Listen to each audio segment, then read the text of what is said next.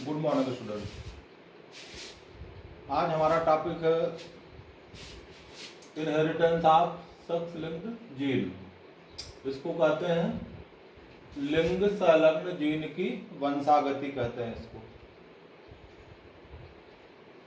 मानव के जो क्रोमोसोम विन्यास होता है, देखिए क्रोमोसोम विन्यास क्या होता है, 44 E प्लस XY बराबर 46 होता है। ये मानव का गुणसूत्र विन्यास है। ये इधर ये X और Y इसको सेक्स क्रोमोसोम कहते हैं और ये 44 जो है ये इसको ऑटोसोम कहते हैं। तो कई बार मानव के सेक्स क्रोमोसोम में ऑटोसोम की जीन आ जाती है, यानी इस ऑटोसोम की जीन सेक्स क्रोमोसोम में आकर के जुड़ जाती है और फिर ये सेक्स क्रोमोसोम के साथ एक जनरेशन से दूसरी जनरेशन में लगातार स्थानांतरित होती रहती है। इसको कहते हैं लिंग संलग्न जीन की वंशागति, इसको कहते हैं। क्लियर हो गया?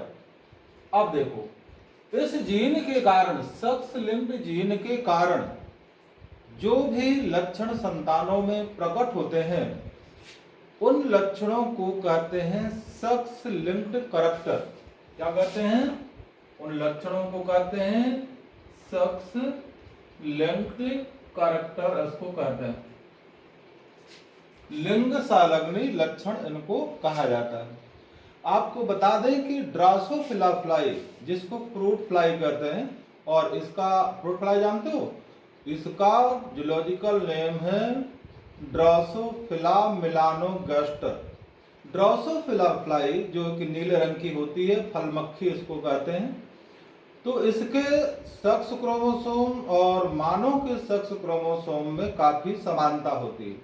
और आपको बताएं कि X और Y दोनों क्रोमोसोम में भिन्नता के बावजूद भी इनके एक एक खंड समान होते हैं। आप देखिए कौन सा, ये Y ये भाग और ये X का ये भाग, यानी X और Y ये भिन्न बहुत हैं एक दूसरे से, लेकिन इनके एक एक खंड समान होते हैं।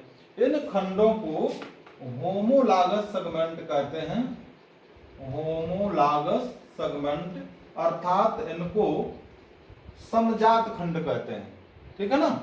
और कुछ भाग X और Y के जो असमान है, ये और ये नीचे का ये जो भाग है ये असमान है, इसको कहते हैं नॉन होमोलागस सेगमेंट, यानी इसको असमजात खंड कहते हैं। बता दो कि जो सेक्स लिंक्ड जीन है वो सेक्स क्रोमोसोम के होमोलागस सेगमेंट और नॉन होमोलागस सेगमेंट दोनों में पाए जाते हैं। मानव में लगभग 120 प्रकार के लिंग संलग्नी लक्षण पाए जाते हैं। इन लक्षणों को 3 वर्गों में विभाजित करते हैं। देखिए, पहला लक्षण इसमें है diandric sex linked character. Diandric sex linked character, ये हो गया। दूसरा है होलांड्रिक सेक्स लिंक्ड करैक्टर, और तीसरा है इनकम्प्लीटली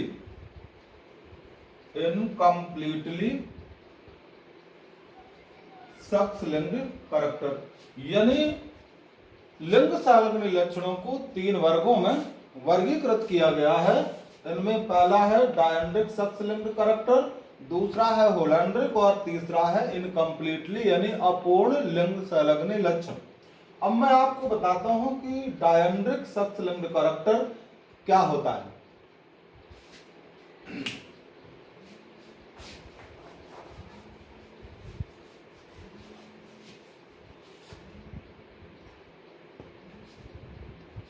डायंड्रिक सेक्स लिंक्ड करैक्टर की यदि हम बात करते हैं तो बता दूं कि इस लक्षण की जीन X क्रोमोसोम के नॉन होमोलागस, अभी हम आपको बता रहे थे होमोलागस और नॉन होमोलागस, तो इस लक्षण की जो जीन है, डायंड्रिक सेक्स लिंक्ड करैक्टर की जो जीन है, वो कहां पाए जाते हैं? X क्रोमोसोम के नॉन होमोलॉगस सेगमेंट पे पाए जाते हैं, यानी नॉन होमोलॉगस जो कि वाई के समान नहीं है। तो इस लक्षण के जीन यक्स क्रोमोसोम के नॉन होमोलॉगस सेगमेंट पर पाए जाते हैं, इसलिए ये पिता से, अब देखो नारी में यक्स क्रोमोसोम होता है और यदि पुरुष का यक्स नारी में जाता है तो बनने वाली संतान क्या होती है, लड़की होती है। तो इस तरह से ये पिता के यक्स से सीधे पुत्रियों में पहुंचता है, क्योंकि नारी का क्रोमोसोम यक्स है और जब पुरुष का यक्स पहुंचेगा फर्टिलाइजेशन के लिए तो यक्स और यक्स बनेगा और यक्स यक्स बनने के बाद संतान बनेगी लड़की की। ओके, तब ये पिता से इस प्रकार के लक्षण पुत्रियों में पहुंचते हैं, फिर पुत्रियों के पुत्रों में पहुंचते हैं। ऐसी वंशागति को कहते हैं इनहेरिटेंस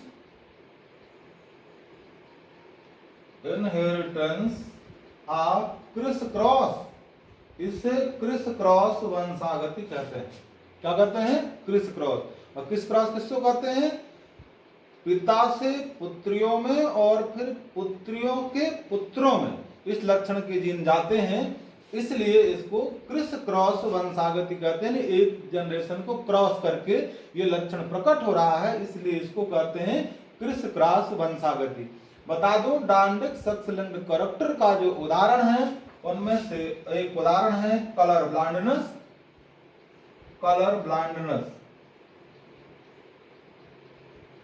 इसको कहते हैं वर्णांता, और दूसरा उदाहरण है इसका हीमोफीलिया।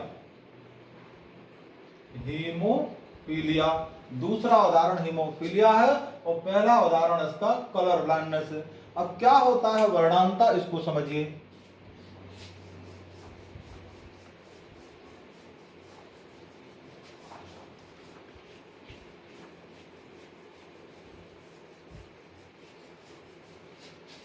आ गए हम टॉपिक कलर ब्लाइंडनेस में। कलर ब्लाइंडनेस यानी वर्णांता। एक वैज्ञानिक थे हॉर्नर। वैज्ञानिक हॉर्नर ने 1876 में बताया कि कुछ लोगों में लाल और हरा रंग पहचानने की क्षमता नहीं होती है। लाल और हरा रंग पहचानने की क्षमता कुछ लोगों में नहीं होती है, जिसको रेड ग्रीन ब्लाइंडनेस या प्रोटॉन दोष अथवा इसी को कलर ब्लाइंडनेस कहा जाता है। कलर ब्लाइंड लोगों को फैशन डिजाइनर, कलाकार, ट्रेन ड्राइवर, पायलट आदि इनको नहीं बनाया जा सकता। क्यों? क्योंकि ट्रेन जो चलती है वो हरी बत्ती और लाल बत्ती से चलती है। पहले हरी झंडी और लाल झंडी से चलती थी, रुकती थी। ट्रेन के बाद जो हवाई जहाज उड़ाता है पायलट, तो पायलट भी रेड सिग्नल देख करके प्लेन को डाउन नहीं करता, क्योंकि रडार जो होता है वो रेड और ग्रीन सिग्नल को कैच करता है, वो भी लाल और हरे रंग में। और यदि ऐसे लोगों को पायलट बना दिया जाएगा तो ऐसे लोग लाल और हरे रंग की पहचान नहीं कर पाएंगे और वो प्लेन क्रैश हो जाएगा। इसी प्रकार से जो ट्रेन ड्राइवर है उसे भी यदि बना दिया जाए कलर ब्लाइंड व्यक्ति को, तो उसे भी लाल और हरे रंग का ज्ञान नहीं हो पाएगा। फलस्वरूप ट्रेन के दुर्घटना होने की संभावना काफी हद तक बढ़ जाएगी। ऐसे जो कलाकार होते हैं, रंग भरते हैं, उन्हें लाल और हरे रंग का ज्ञान नहीं होता है, इसलिए ऐसे लोगों को कलाकार भी नहीं बना सकते हैं। बता दो कलर ब्लाइंडनेस का जो जीन है वो एक्स क्रोमोसोम के नॉन होमोलॉगस सेगमेंट पर होता है। किसका जीन? यानी कलर ब्लाइंडनेस का जो जीन है वो एक्स क्रोमोसोम के नॉन होमोलॉगस सेगमेंट पर पाया जाता है।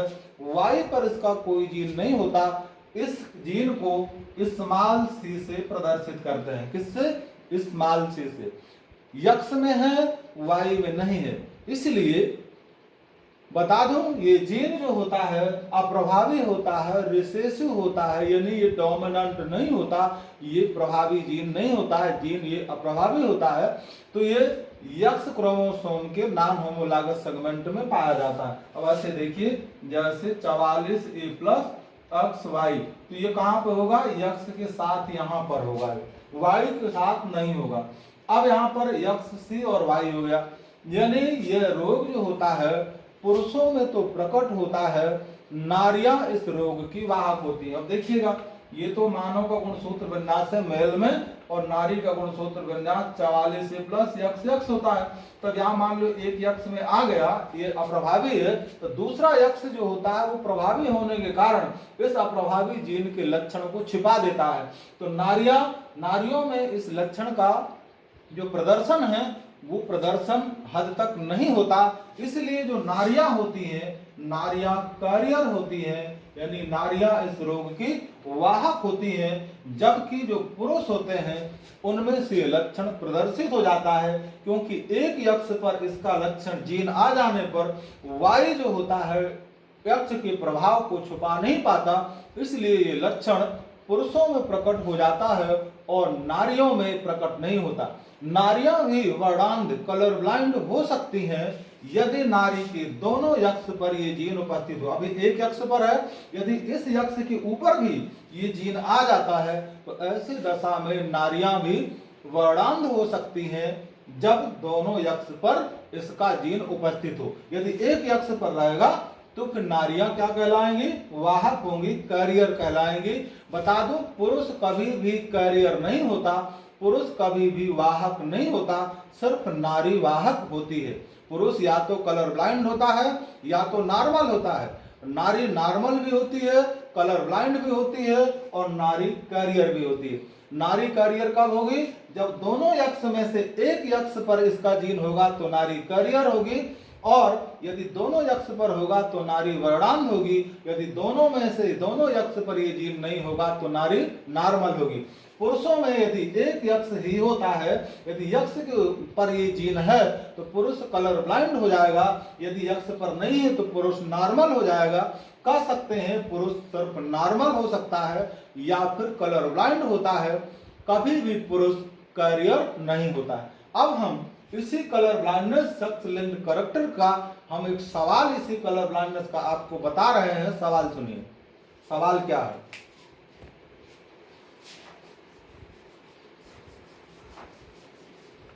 सुनिए, यदि एक वर्णांध पुरुष का विवाह, कलर ब्लाइंड पुरुष का विवाह सामान्य नारी से होता है तो उनकी संतानों में वर्णांधता का जीन किस प्रकार प्रदर्शित होगा? ये सवाल है। सवाल एक बार फिर सुन लीजिए। यदि एक वर्णांध पुरुष का विवाह सामान्य नारी से होता है तो उनकी संतानों में वर्णांधता का जीन किस प्रकार प्रदर्शित होगा? अब देखो, यहाँ पर पुरुष क्या है? वर्णांध है, तो यहाँ लिख दिया हमने colour blind man. Colour blind man है तो इसका जीन क्या बनेगा? यक्स सी वाई। ये क्योंकि यक्ष के ऊपर आ जाएगा तो पुरुष कलर ब्लाइंड हो जाएगा। और नारी कैसी है? सामान्य है, यहाँ लिख दिया नॉर्मल वोमन। नॉर्मल वोमन मतलब उसके दोनों यक्ष में जीन नहीं है, ये नारी का हो गया। अब हम इसको चेकर बोर्ड से क्रॉस कराकर संभावित संतानें हम इसमें देख सकते हैं। देखिए, ये चेकर बोर्ड बना, ये मेल और ये फीमेल, और यहाँ पर मेल का जीन क्या है? यहाँ पर क्रोमोसोम है यक्स सी वाई, और फीमेल का है यक्स और यक्स। अब यहाँ पर यक्स का क्रॉस यक्स से कराएंगे तो यक्स देखो, जिसमें जीन पहले इसको पहले लिखेंगे यक्स सी एक्स, इसका इससे एक्स वाई, और इसका इससे यक्स सी यक्स, और इसका इससे एक्स वाई। आपने देखा यक्स वाई से संतान बनती है लड़का, इसमें कोई जीन नहीं है, इसमें कोई जीन नहीं है। तो जितने बॉयज इसमें ऐसी दंपति के होंगे वो सारे बॉयज नॉर्मल होंगे। और नारियों में मैंने पहले बताया कि एक यक्ष पर होता है तो नारियां वाहक होती हैं, कैरियर होती हैं। और यहाँ देखिए, इससे लड़की बनेगी तो लड़की के एक यक्ष में ये जीन उपस्थित है, इसका मतलब लड़कियां इसकी कैरियर होंगी, लड़कियां इसकी वाहक होंगी। तो यहाँ लिख सकते हैं all boys will be normal, सभी लड़के समान। और लड़कियां जितनी हैं यहां लिख सकते हैं all girls will be carrier. नारियां कैसी हो गई? कैरियर हो गई, वाहक हो गई। ये बात क्लियर हो गई? तो अभी हम यहाँ पर एक दूसरा सवाल आपको हम बताएंगे कि यदि एक वाहक नारी का विवाह, यानी अब यहाँ से सुनिएगा, यहाँ नारी सामान्य थी, अब हम देख रहे हैं एक सामान्य पुरुष का विवाह वाहक नारी से होता है तो उनकी संतानों में वर्णांता का जीन किस प्रकार से प्रदर्शित होगा। यहाँ पर क्या होगा, पुरुष सामान्य है और नारी वाहक है, तो सामान्य पुरुष का विवाह वाहक नारी से होता है तो उनकी संतानों में वर्णांता का जीन किस प्रकार से प्रदर्शित होता है, ये आपको अगले सवाल में मैं आपको बता रहा हूं। तो कैसे होंगे देखिए,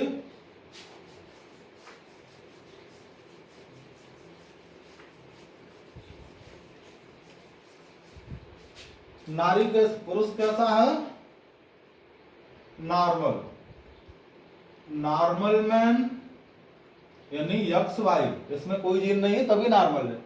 और नारी कैसी है, carrier woman, carrier woman, carrier woman में X C X, X C X, एक यक्स पर रहेगा तो नारी कैरियर होगी।